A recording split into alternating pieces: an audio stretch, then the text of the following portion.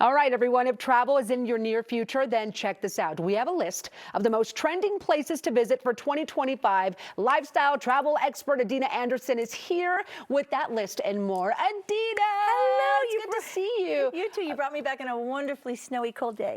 I sure did. Just so everybody knows, Adeina and I kind of go back for quite some time. She has actually been on shows that I've done before. Yes. So it's so good to have you here on Colorado and Company. Yes. Absolutely. All right, let's get into this list, Adeina, because I've been hearing a lot about dark sky destinations. This is a thing. It is. How many locations are in the U.S. for that? So there's over 230 dark sky designated areas in the U.S. And just in Texas, there's 12. In Colorado, I think there's 30 or 20 to 30. Utah, there's over 30. So they're all over the place.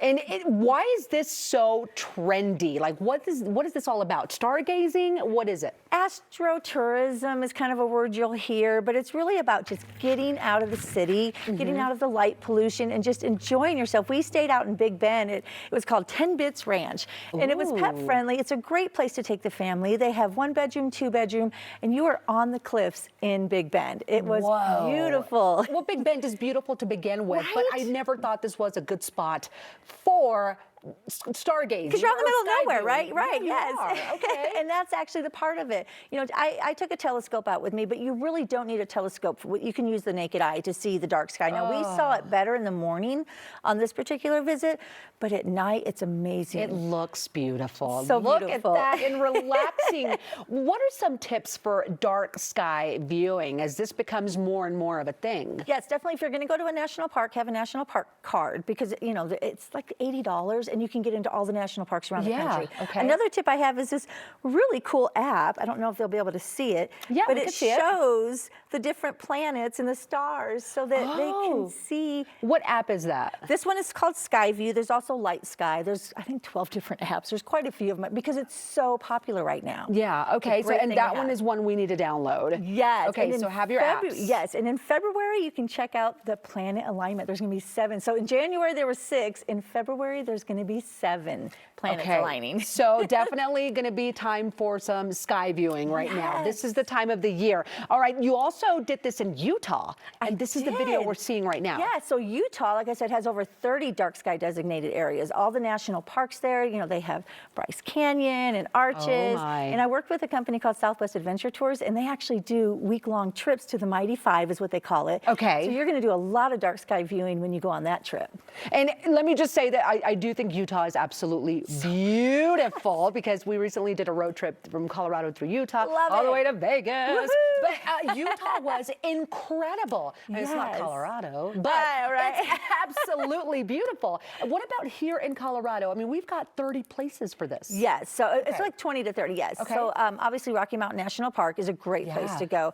You know, just get out of the city is the biggest tip. There's so many locations in Colorado, up in the mountains, you know, make sure it's safe where you're going. Yes. But just get out of the city, get out of the light pollution. That's the biggest tip. Okay, now let's talk national park visits because you kind of touched on that. We've got Rocky Mountain National Park, but there's others that are must-sees. And then we're going to get into what you brought today. Yes. Because safety is a big part of it. Safety is a big part, yes. So for national parks, like I said, I work with Southwest Adventure Tours, and they have some amazing national park trips.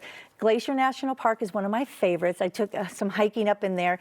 The snow pictures in Crater, so in Crater Lake, we went in June and the snow was still that high. But it's one of the bluest lakes I've ever seen in my life. It looks Crater Lake Lodge is amazing.